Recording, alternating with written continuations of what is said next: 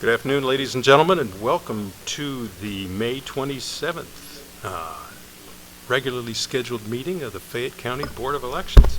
At this time, I'll call the meeting to order. First item on the agenda is the approval of the agenda. Mr. Chairman, I move to accept the agenda. I second. Any discussion? All in favor? Aye. Aye. Motion carries unanimously. Next item on the agenda is public comments. Speakers will be given a 5-minute maximum time limit to speak before the Board of Elections about various topics, issues, and concerns. Speakers must direct comments to the board, and responses are reserved at the direction of the board. And this is not part of the hearing pertaining to The public hearings. the public hearing. So Good. please state your name and where you're from for the record. Suzanne Brand, and I live at 222 Crescent Oak, which is in the Braylon precinct. So I will have other comments to make later. I'm here today speaking as a citizen, not as a city council member. For those of you who know, I'm on the Peachtree City Council. In November of 2025, would you want to be forced to vote in 2 separate precincts on election day in order to vote in your municipal election and the statewide public service commissioner election? I don't think you do. In 2022, we had the municipal special election on the same day as the November midterm election. The general election ballots were prepared before you knew about the municipal election. So you activated both the county precincts and the municipal precincts in Peachtree City. Over 2,480 Peachtree City citizens from Rising Star, Whitewater, and Dogwood precincts were forced to vote at 2 separate poll locations if they chose to vote on election day. Over 400 Peachtree City residents who voted in the general election and needed to go to the Braylon Elementary School to vote for the municipal election didn't make the trip to Braylon. Thus, they were disenfranchised by the need to go to 2 precincts in order to vote on one election day. Plus, poll watchers at the Rising Star precinct reported that there was no sign indicating that the voters would need to go to the other precinct to vote in the municipal election, and no poll worker instructing them of the issue and their need to go to the Braylon precinct to vote for municipal candidates. In elections that are often decided by fewer votes than that, we need to ensure our Peachtree City citizens are not disenfranchised in our 2025 elections. So I'm asking the Board of Elections, A, which precinct will voters be told to report to on election day when there is both a municipal election and general election, and they have 2 separate precincts assigned for each of those? How will they know where to report? Will you have the proper combination ballots available at the Rising Star precinct, the Dogwood precinct, and the Whitewater precinct to allow citizens to vote in both the statewide election and the Peachtree City municipal election at that one precinct? Since this issue exists for voters who live in Fayetteville and Tyrone also, will you have the proper combination ballots for them to vote in just one location also? And how many of them will be disenfranchised if they go to the wrong precinct and don't have the time to go to the other precinct? So will they receive a card telling them where to report? These are all questions that need to be answered. Another issue that you have not yet discussed is redrawing the boundary lines of both the Kedron precinct, which has 6,824 voters, and the Sandy Creek precinct, which has 5,528. Both precincts are experiencing rapid growth, and both exceed the 5,000 voter maximum recommendation. The solution for Kedron may be as simple as taking a few neighborhoods and adding them to Fielding Ridge precinct to more evenly balance the numbers in each precinct. Are you looking at doing that? Because I worked as a poll worker at Kedron precinct in the May 2022 primary election, and the line was all the way out through the atrium and out the front door for quite a while. There are more voters there now than there were back in 2022. Another issue that you have not yet discussed is you could combine Aberdeen precinct and Shake Rag West precinct to vote at the Peachtree City Library on election day. Aberdeen has 1,959 voters. Shake Rag West has 1,344 for a total of 3,303 voters, which is below the 5,000 recommended maximum. Neither of these 2 precincts is growing. They're in the center of the city, not on the end, and have no big areas to continue to develop. Combining them would be another simple way to save money by having fewer poll locations on Election Day, either for the county or the municipal elections. Thank you. Thank you. Anyone else? If not, then we'll close public comments. Next item on the agenda is new business, and that's the advanced voting dates and times for a potential July 15th, 2025 special primary runoff election. We lost it. Director, would you like to discuss any of the details associated with that? Okay. Can you hear me? Okay. So, if, right now, we currently have our Public Service Commission primary. However, if we have a runoff during the month of July, I left my sheet of paper on my desk with the proposed dates and times, but I am asking for that week of July. Is it the 14th through the 23rd? It's the week before the 15th. So it's the isn't it? 7th through the 13th. Please don't quote me on that. So that Monday after the 4th of July weekend through the 13th. The recommendation is for one voting location. I planned on later on kind of giving you an update of where we are with our current election, but that's my recommendation from 9 to 5 for that 1 week of advanced voting. I'm Do we checking my need to calendar. have action from the board based on the timing involved to approve that proposal at this time, or can it wait for It- the June meeting? It can wait for the June meeting. I put it on there as the email request that I might have misunderstood. The 20th. That's our certification/regular meeting. Okay. So Okay. at this time, there's not any action necessary by the board. Any discussion from the board members? I just have one question. When you say that week before, because there is only 1 week required on a runoff, do we have to also include the Saturday in that week, or just Monday through? It's not required, no. It's not required, so it would be 5 days, Correct. basically. Yes. Okay, thanks. Okay. In that case, the next item on the agenda is old business, and that's the voter challenge policy review.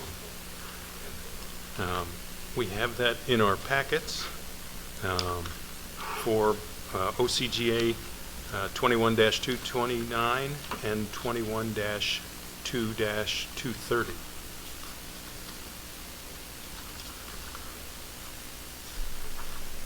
And I think the board has had an opportunity to review this. Really, we've gone back and forth for about 6 months.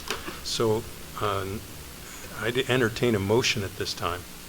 Mr. Chairman, I would move to accept the Fayette County policy for responding to voter challenges for the 229 statute as well as the 230 statute.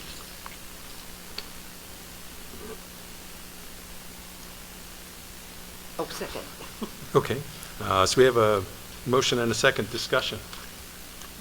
Yes. I have a question about, just a clarification that I think I asked Patrick about, that we had several last year that were multiples. They were huge. I think one was 5,800 and one was, what, 500 or 600? And we were able to take that 50s, whatever, the big thousands one, down to one. And I think we didn't have any in the 5 or 6. My question is, as I understand it, it's been said that with the new law that came out, that we have to accept multiples. You know how before we said that was just so much work, et cetera? I believe we have to accept a challenge that's more than one. We can't require someone to submit a separate challenge for each person that they want to challenge. However, I think in that case, the way we were able to reduce it is because most of the challenges were based solely on, I believe, a change in residence. And I think we were within the 90 days. I don't remember the full details of that, but I think that's what was going on in that particular case. It wasn't that we rejected them because there were so many. is that we rejected them because of the federal law. Because of the timing. Right.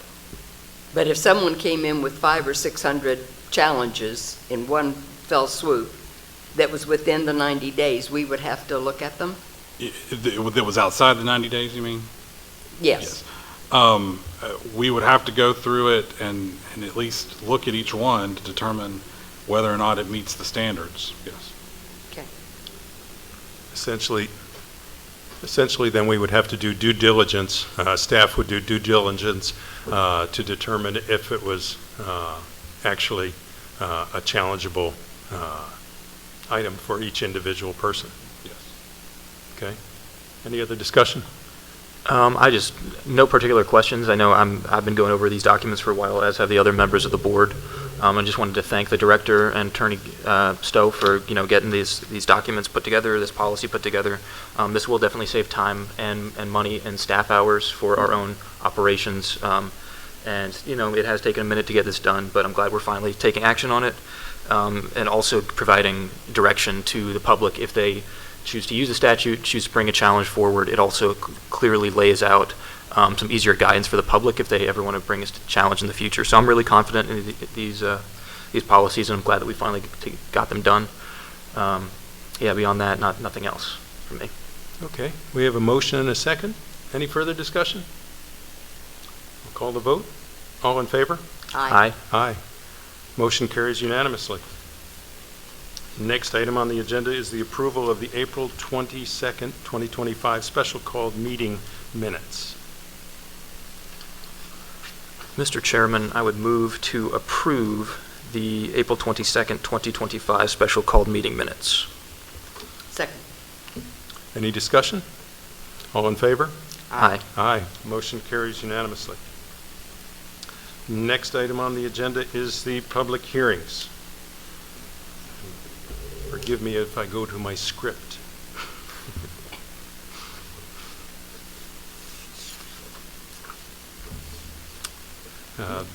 The first public hearing will be the precinct merger of Wingate and Camp Creek. And we'll now begin the public hearing regarding a proposed polling place change in Fayette County. This hearing is held in accordance with OCGA 21-2-265, which requires public notice and a hearing before any change is made to a polling location. The purpose of this hearing is to explain the proposed change, receive comments from the public, and allow the board to discuss and vote on the matter. And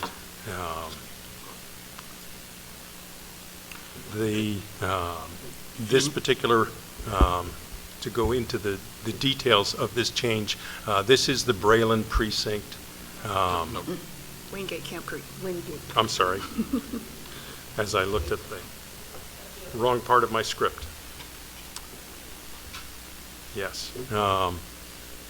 So Wingate and Camp Creek have voted at the same venue, but two different rooms in the same facility for years. And voters have, by necessity, depending on which precinct they were in, they would come in and there would be signage to direct them one direction or the other based on which precinct they were in.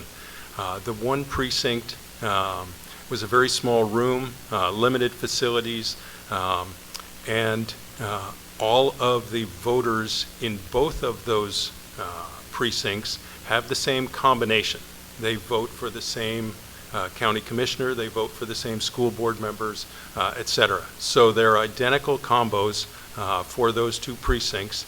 And in an effort to simplify it for the voters as well as simplify it for the staff and the poll workers, the board has brought this forward to combine those two precincts into a single precinct, and then all of the voters would go to the same larger room, which would be staffed with the appropriate number of machines as well as personnel to manage that increase in that one room. So that is, in essence, what initiated this combination of these two precincts. Director, do you have anything that I missed? I do not. I do have the voter registration numbers, if you would like for me to state those for the records. In your packet, you all have that proposal that I presented to you. However, Braylon, number 20, has 966 registered voters, and, nope, I came back. Come back. Number 20, Wingate has 966 registered voters, and Camp Creek has 1,843 registered voters, totaling to a 2,809 registered voters in all. That's all I have to add to what you have already presented. Okay. At this time, we'll invite any public comments regarding the proposed polling place merge. Please state your name for the record and keep the comments to 5 minutes. Let's, for clarity, because it's on the printed amount, and I know we have public to say this, but we would now call the precinct number would be 20, is that correct? So the precinct number would be 20, not 33. And that's going to minimize voter confusion of moving those numbers down 14 instead of moving them down 3. And we would just call it Wingate Camp Creek. That is correct. Wingate dash Camp Creek, precinct number 20. Thank you so much. Thank you. Okay, go ahead. My name is Suzanne Brandt, and I live in Peachtree City, although I live in Braylon Precinct. I wish the Board of Elections had sent an official letter to the Peachtree City Council to notify them of this proposed change and to give them time to do their research and respond as a council. Since you didn't, I'm here speaking as a citizen. I just happen to be a resident of Peachtree City, and I also happen to be on the City Council. What you're proposing here is to combine Wingate Precinct and Camp Creek Precinct, which both vote at Evergreen Church. In November of 2024, I worked as a poll watcher at that precinct. I had slightly different numbers than the ones you gave, but I think I had an old voter roll before you purged some people off of there. I'm totally in favor of you combining these two precincts into one, having witnessed exactly what Mr. Rower outlined, which is 2 separate rooms, the same one building, and there's actually massive confusion to some of the people. They know they vote there, but they don't know which precinct they're in, and oftentimes they go into the wrong room and have to be redirected to the other room, etc. I think that doing the service to the community by combining these 2 precincts helps both Peachtree City as well as the county, taking the number of precincts from 36 down to 35 and taking the number of municipal precincts down by 1 also, which will save money for both the county and the city. So I'm totally in favor of this, and I hope you do it with some other precincts too. Thank you. Thank you. Anyone else who'd like to speak about the combining Wingate and Camp Creek? Okay, then we'll close the public comment portion and open it up for board discussion. Any discussion? Other than to say that this is, in my opinion, a really strong proposal. To echo the comments from the public, absolutely, this confusion from the precinct itself is an issue. And again, like you mentioned, Chair Rower, we've existed in this kind of status quo of having these 2 precincts co-located for a number of years now. It seems like a very logical thing to just go ahead and wrap this up. Okay. Is there a motion to approve the proposed merger of Wingate and Camp Creek? Mr. Chair, I make a motion that we accept the precinct merger proposal, Wingate Camp Creek. Mr. Chairman, I will second that motion. Any further discussion? Okay, I'll call the vote. All in favor of combining Wingate and Camp Creek precincts into one precinct to be named Wingate Camp Creek, with voting to take place at Evergreen Church located at 400 Wingate Road, Peachtree City, effective after, this would be effective for the November election. All in favor? Aye. Aye. Motion carries unanimously. Next item on the agenda is the public hearing of the polling location change for the Braylon precinct. And for background on this particular venue change, the Braylon Elementary School has been the polling location for a number of years, as long as I can remember. And there has been an issue with security protocols for the school, and we have searched ad nauseum to find a replacement venue inside the Braylon precinct. And physically, no structure exists that is available for the county's use for that voting location. So to minimize the effect or the impact on the voters, the proposal here is to move the Braylon voting location to the Oak Grove Elementary School, where the facility does not have a security issue, and also it does have the space to handle the increased number of automobiles as well as voters, as well as voting machines, because in this case, we would actually have a single venue, but just like in the Wingate Camp Creek combination, we would actually have voters going one direction or the other once inside the gymnasium at Oak Grove Elementary. Is that?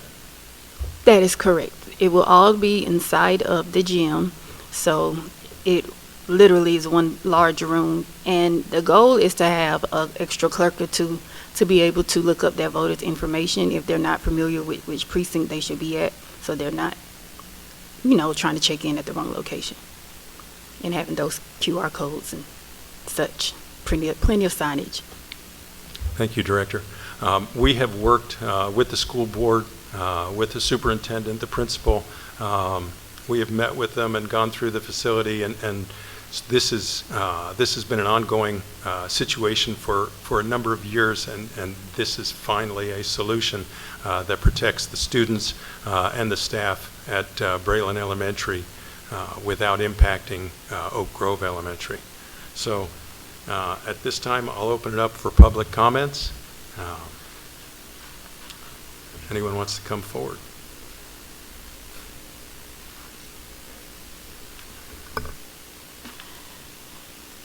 My name is still Suzanne Brown. I still live in Braylon Precinct in Peachtree City. This has been a subject of many complaints for many years. I've heard it, I've lived it. Braylon is my precinct, so I've seen it firsthand. I've also been a poll watcher at Braylon, so I know what the issues are.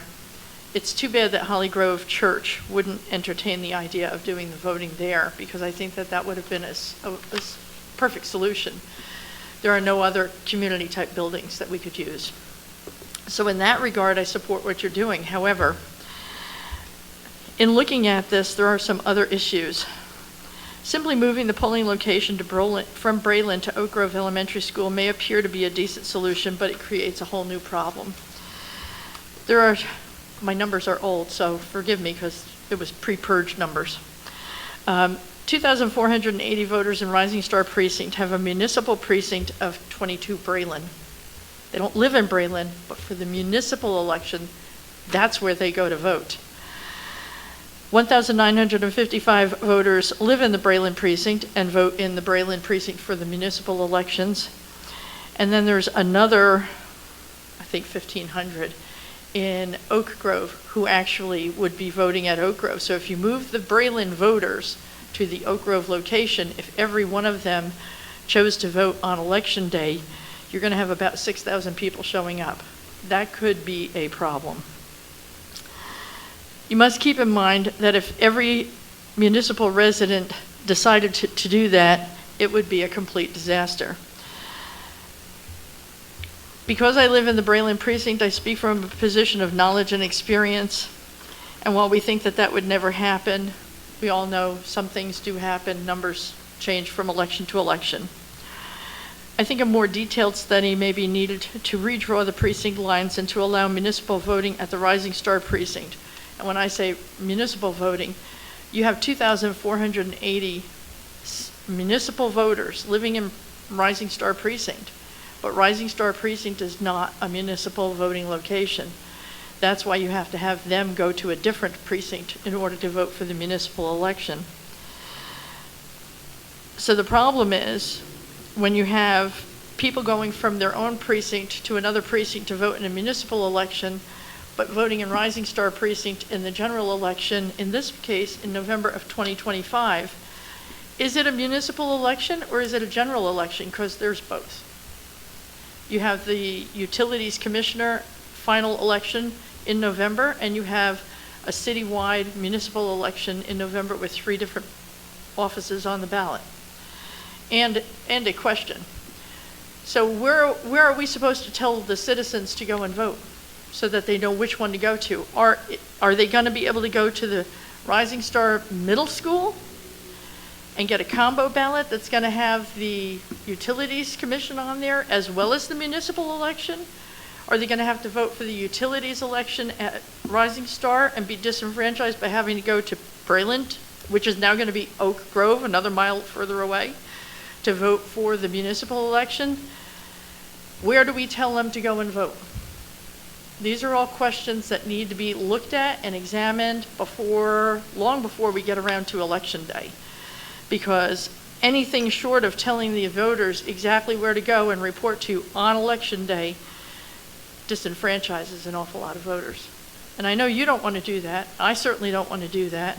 And since it is a municipal election, I'm not on it, by the way, but it is very important to me that the election be administered in a fair manner. And when voters are disenfranchised, that's not good. We saw, as I said before, in 2022, 400 voters who voted for the general election at Rising Star did not vote in the municipal election, even though they were eligible to. They did not make the trip to the second precinct to vote. That election was decided by just over 400 votes. So elections have consequences. I don't want the voters to be disenfranchised. So we're going to need for you to notify the voters and to work with Peachtree City so that we can put it out on our end. Where do these voters go to vote on Election Day? Personally, I'm going to encourage all of them to go vote early because it's much easier. No matter what, you can go to the Peachtree City Library, no matter what precinct you live in, and vote for everything you need to vote in. But if they don't do that, because a lot of people don't like to do that, where are they supposed to go? You need to tell them. Thank you. Thank you. Anyone else from the public? At this time, we'll close public comment and open it up for board discussion. Can I ask a question? Patrick, municipal elections, are there the same requirements on precinct changes, et cetera, or lines, boundaries? Is that the same for municipals as it is for?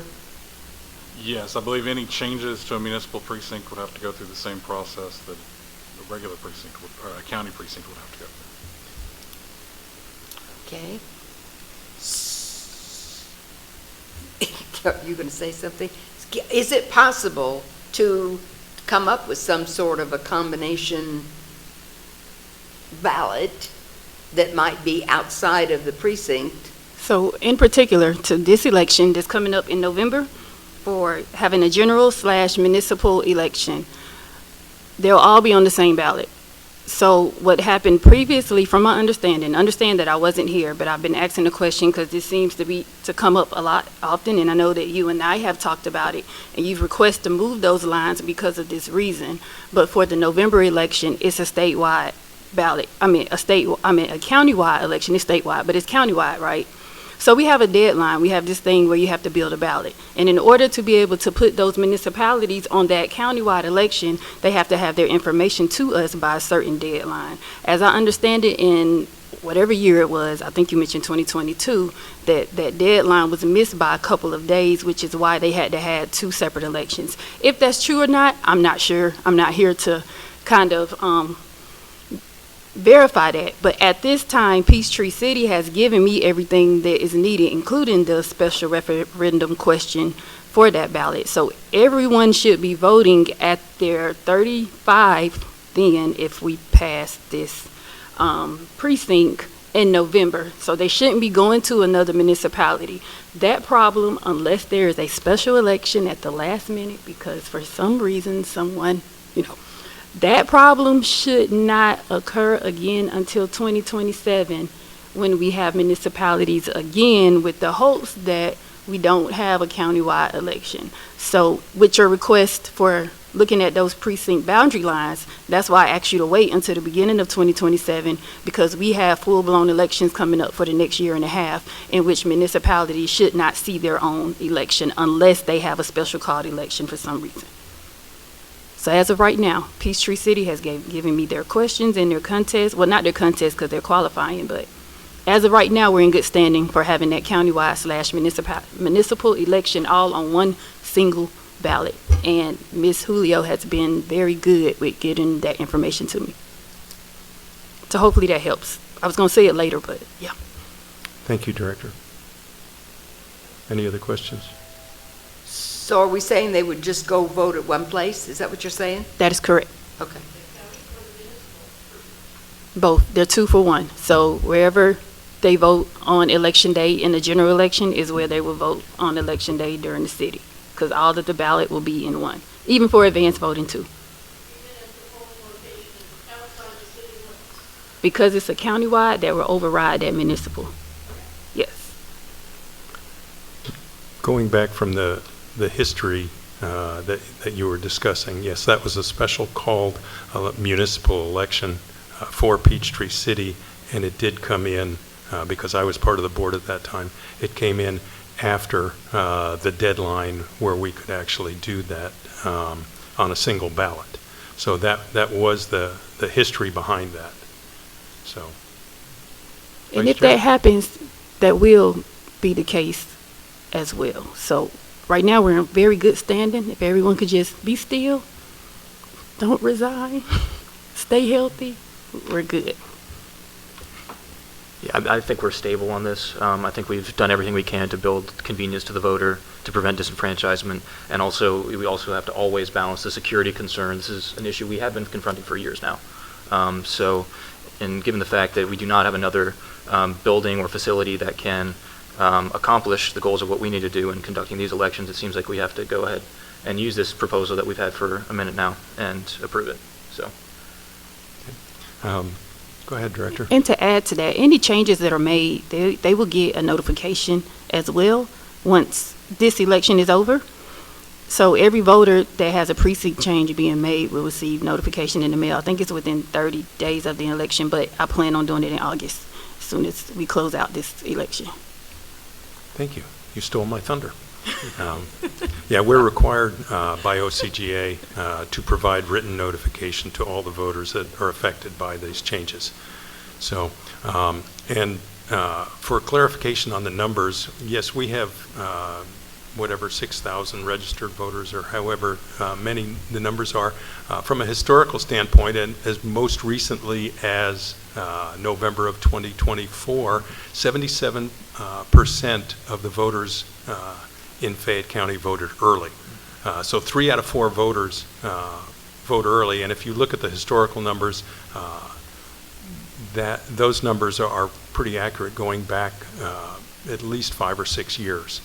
So while we did consider the implication of the increased numbers, this is the best solution that protects the students as well as the staff, and minimizes the impact. It's roughly 1 mile between from Braylon Elementary School to Oak Grove. So the physical impact on whether it's a golf cart voter or an automobile voter is minimal.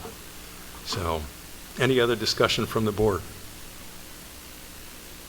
At this time, I'd entertain a motion to approve the proposed polling place change from 975 Robinson Road, Peachtree City, to 200 Log House Road, Peachtree City, for the Braylon precinct to take effect after the primary, but for the November election. Mr. Chair, I make a motion that we accept the proposal for changing the location for Braylon Precinct to Oak Grove. I'll second that motion. Any further discussion? I'll call the vote. All in favor? Aye. Aye. Motion carries unanimously. Next item on the agenda is a public hearing for staff's recommendation to remove registered Fayette County voters from the electors list who have passed away for deceased. Mr. Chairman, I move to accept staff's recommendation. I second. Any discussion? All in favor? Aye. Aye. Motion carries unanimously. Next item on the agenda is public hearing for staff's recommendation to remove registered Fayette County voters from the electors list who are listed by the Secretary of State as canceled. Mr. Chairman, I move to accept staff's recommendation. Second. Any discussion? All in favor? Aye. Aye. Motion carries unanimously. Next item on the agenda is the public hearing for staff's recommendation to remove the registered Fayette County voters who have been registered with the State of Georgia Secretary of State voter registration system as felons. Mr. Chairman, I move to accept staff's recommendation. Second. Any further discussion? All in favor? Aye. Aye. Motion carries unanimously. The last item in the public hearing is the public hearing on staff's recommendation to remove registered Fayette County voters from the electors list who have been registered as mentally incompetent. Mr. Chairman, I move to accept staff's recommendation. Second. Any discussion? All in favor? Aye. Aye. Motion carries unanimously. Next item on the agenda is the director's report. Director Garrett. Greetings, Board. As of May 23rd, 2025, there are 103,492 registered voters in Fayette County. As for today, as you all know, today was the first day of advanced voting. At the closing of today's polls, we have a total of 35 advanced voting participants and 13 absentee ballots issued. I just wanted to keep you all up to date on how busy we've been today. With that being said, as you all see in your packets, we have our RLA going on in poll worker training. We are getting good feedback so far.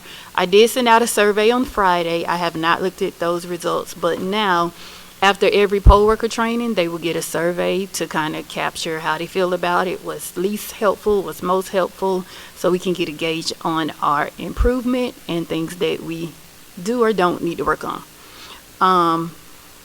Our Gabrielle conference is scheduled for August 10th through the 13th. I do want to bring to light that on that first day, they do have a new board members, old board members class.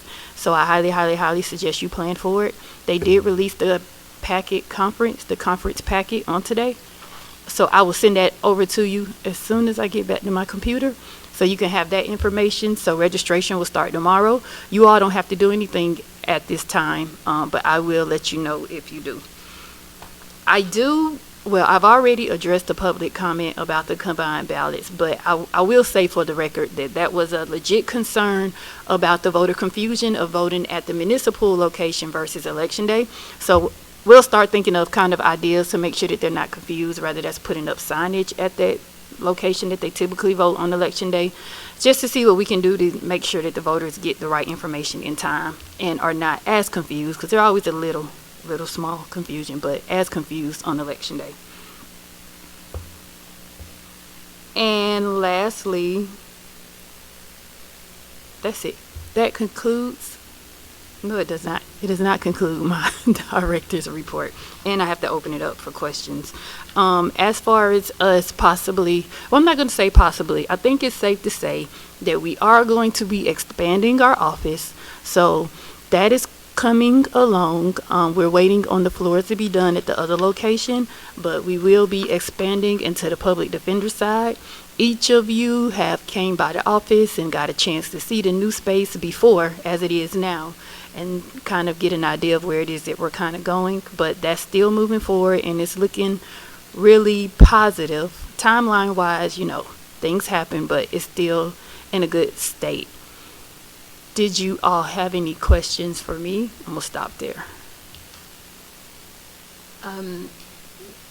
do we have any projection at all? I mean, if we get to go ahead with the expansion this year, is it supposed to be completed this year? Oh, yes. It is supposed to be completed this year. As a matter of fact, when I had to come up with my own timeline, I put June, and of course, that was unrealistic, but I think that the fall would be a good time to safely say that it'll be finished. Before the November election? Will be Yes, short turnout. yes. And on poll worker training, it's still continuing this week and next week? That is correct. Okay. I think June 5th is the date, I believe. Any Any other questions for the director? Okay, well, lastly, I would like to make a comment. So as you all know, it's Chair Rower's last meeting, so I want to say thank you specifically to you. This has definitely been a roller coaster ride for us, with new board members coming on at the beginning of last year, and then this new director coming in at the early last year, and just getting acclimated to our teammanship and working together and making sure that we follow the law and ask Attorney Stowe as many questions as we can. But just your leadership and coming into the office and answering the phone at the most oddest times, and just being supportive of the office in the election process, bringing your experience of being in Fayette County as a resident and being on the board with the past board members, just everything that you brought into the table. I just wanted to thank you specifically on behalf of myself and the office. And we hope that your future brings you lots of energy and joy, and most importantly, making a difference. Thank you. And that concludes my director's report. Thank you, Director. Next item on the agenda is the attorney's report. I do not have anything. All right, thank you, sir. And last item on the agenda is the board member reports. I would just like to say hallelujah. I'm so glad that we finally resolved the Braylon precinct situation. I think that's a great accomplishment, I mean, for me. So thank you. I think that, well, I don't know what your plans are. You didn't get specific. I presume that you're moving out of the county, but so glad that you've been here, and wish you the best of luck. Thank you. To echo those same sentiments, I'm not just thankful to you, Chair Rower, for your leadership, your wisdom, your stability, and your mentorship. It's also, I want to thank you specifically for the success of your tenure here as chair of the board. In Ms. Alexander and me coming up here on the board not so long ago, and I'm really getting inundated with the whole election law, election processes, and the logistics of conducting our jobs. You have always been nothing but a fantastic resource that I always know I could turn to. I think everybody in our department feels the same way. And the accomplishments that you have made in leading us with strength, care, kindness, and really most of all, sometimes a sense of humor too, which you really need to have in the times that we're in. So I cannot say enough there aren't enough words in the English language for me to express my gratitude, express my admiration, but I know that everybody here shares in that same sentiment. So with that, just want to bring a small token of our gratitude to you, Chair Rower. A formal presentation, I guess, in recognition of your wonderful service to our county. So, thank you, Chair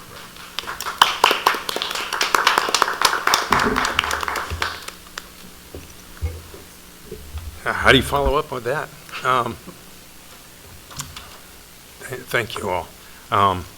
I want to thank the Board of Commissioners who appointed me to this position and entrusted me with a position on the board, as well as my fellow board members who made me chairman. I want to thank the staff, Director Garrett.